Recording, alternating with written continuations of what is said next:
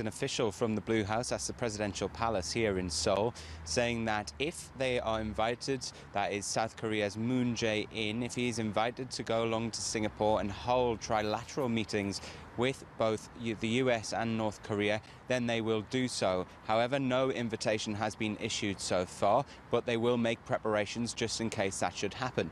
Well, in a press conference last week, South Korean President Moon Jae-in had said words to a similar effect. He said he believed there should be three-way talks between the three countries, and he also said that he believes there should be a hotline set up between the three countries.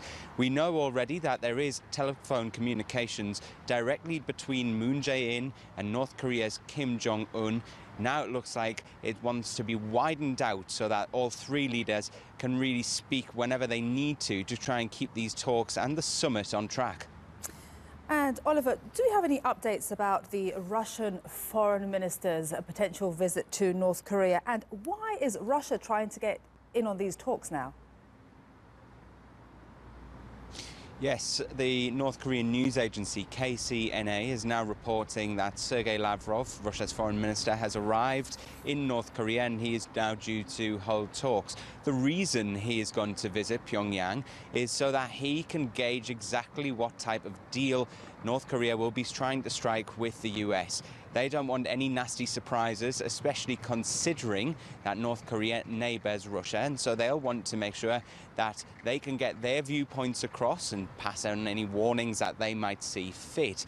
It just highlights how important regional allies will play a part in the outcomes of this summit. For North Korea, that is China and Russia.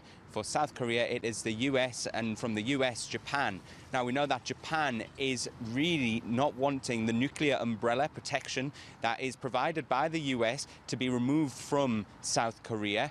But again, the more politicians that you have adding their opinions and adding what they would like to see from this summit, the harder it becomes for a negotiating position to be struck between the US and North Korea. Okay.